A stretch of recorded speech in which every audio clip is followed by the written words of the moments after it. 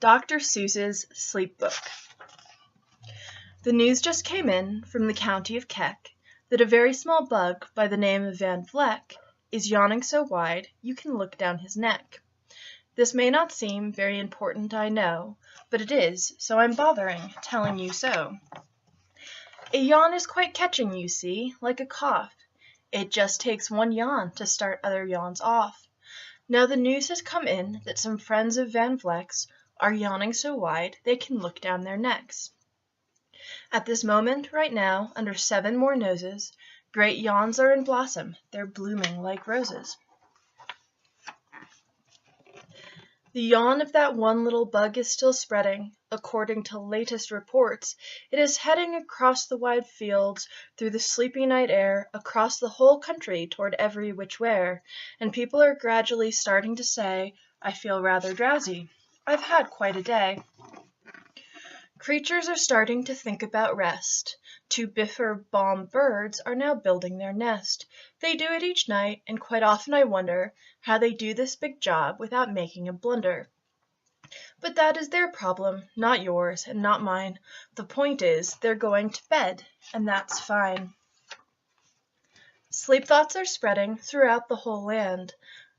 The time for night brushing of teeth is at hand. Up at Herkheimer Falls, where the great river rushes and crashes down crags in great gargling gushes, the Herkheimer sisters are using their brushes. Those falls are just grand for toothbrushing beneath, if you happen to be up that way with your teeth.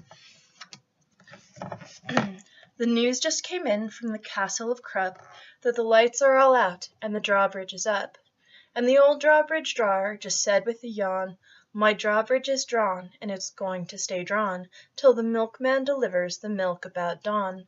I'm going to bed now, so nobody better come round with a special delivery letter." The number of sleepers is steadily growing. Bed is where more and more people are going. In Culpeper Springs, in the Stilt-Walkers' Hall, the Stilt-Walkers' stilts are all stacked on the wall. The Stilt-Walker walkers have called it a day. They're all tuckered out and they're snoozing away. This is very big news. It's important to know, and that's why I'm bothering telling you so. Way out in the west, in the town of Merced, the Hinklehorn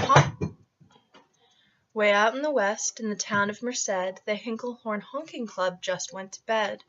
Every horn has been quietly hung on a hook for the night in its own private Hinklehorn nook. All this long, happy day they've been honking about, and the Hinklehorn honkers have honked themselves out. But they'll wake up quite fresh in the morning, and then they'll start right in Hinklehorn honking again. Everywhere creatures are falling asleep. The collapsible Frink just collapsed in a heap, and by adding the Frink to the others before, I am able to give you the Who's Asleep score. Right now, 40,404 creatures are happily, deeply in slumber. I think you'll agree that's a whopping fine number. Counting up sleepers, just how do we do it? Really quite simple. There's nothing much to it. We find out how many, we learn the amount by an audio tally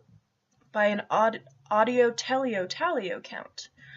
On a mountain halfway between Reno and Rome, we have a machine in a plexiglass dome, which listens and looks into everyone's home, and whenever it sees a new sleeper go flop, it jiggles and lets a new big ol' ball drop. Our chap counts these balls as they plop in a cup, and that's how we know who's down and who's up. Do you talk in your sleep? It's a wonderful sport, and I have some news of this sort to report. The world champion sleep talkers, Joe and Mo Redzoff, have just gone to sleep, and they're talking their heads off. For 45 years now, each chattering brother has babbled and gabbled all night to the other. They've talked about laws, and they've talked about gauze. They've talked about paws, and they've talked about flaws. They've talked quite a lot about old Santa Claus, and the reason I'm telling you this is because you should take up the sport. It's just fine for the jaws. Do you walk in your sleep? I just had a report of some interesting news of this popular sport. Near Finnegan Fen, there's a sleepwalking group which not only walks, but walks a la hoop. Every night they go miles, where they walk to such length, they have Every night they go miles, why they walk to such length, they have to keep eating to keep up their strength. So every so often one puts down his hoop, stops hooping and does some quick snooping for soup. That's why they are known as the Hoop Soup Snoop group. Sleepwalking, too, are the curious crandalls, who sleepwalk on hills with assorted-sized candles.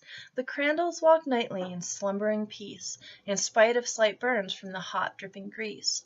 The crandalls wear candles because they walk far and, if they wake up, want to see where they are. Now the news has arrived from the Valley of Vale that a Chippendale Mupp has just bitten his tail, which he does every night before shutting his eyes. Such nipping sounds silly, but really it's wise.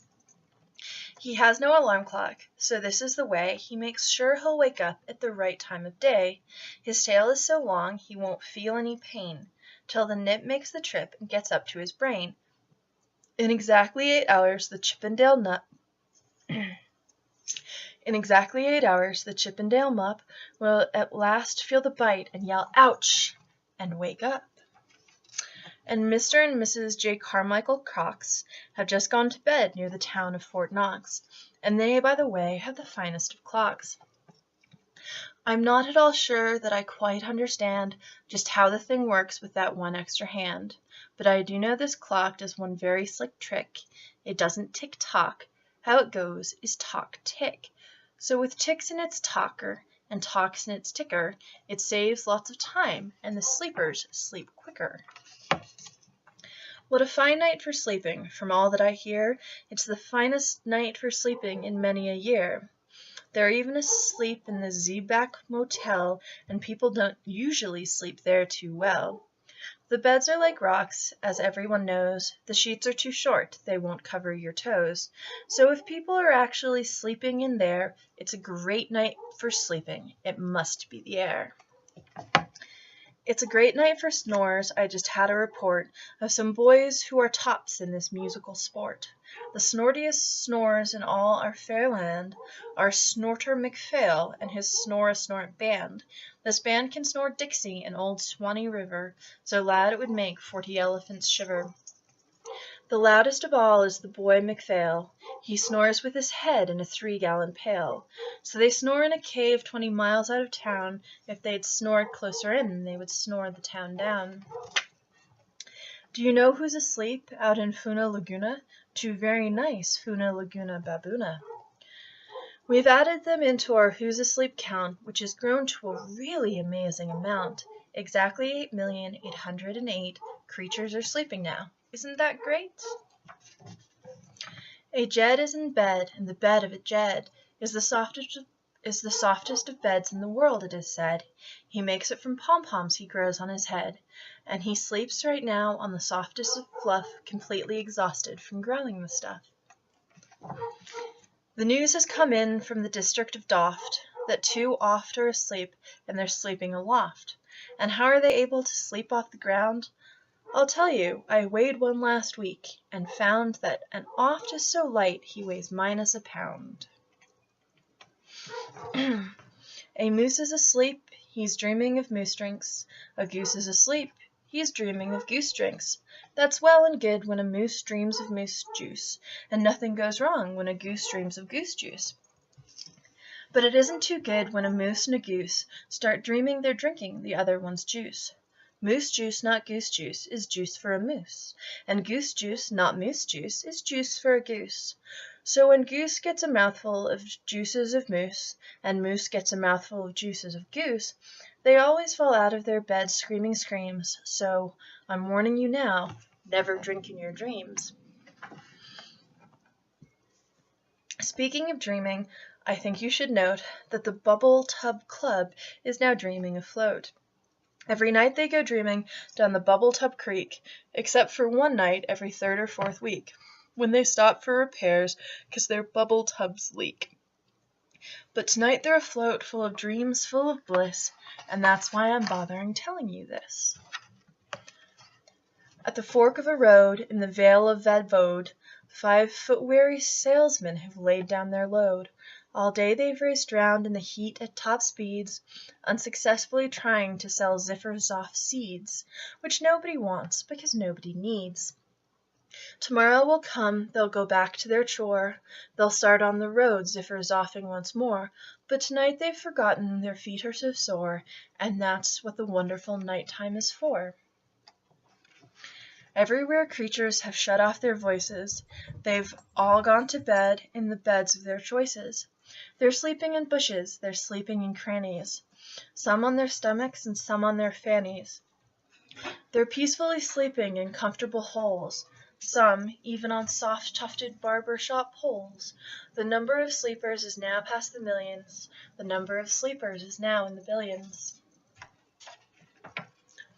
They're sleeping on steps and on strings and on floors, in mailboxes, ships, and the keyholes of doors.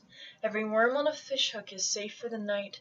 Every fish in the sea is too sleepy to bite. Every whale in the ocean has turned off his spout. Every night between here and Farfoodle... Every whale in the ocean has turned off his spout. Every light between here and Farfoodle is out. And now, adding things up, we're way beyond billions. Our who's asleep score is now up in the zillions. 99 zillion, 9 trillion and 2. 99 zillion, 9 trillion and 2 creatures are sleeping. So, how about you? When you put out your light, then the number will be 99 zillion, 9 trillion and 3. Good night.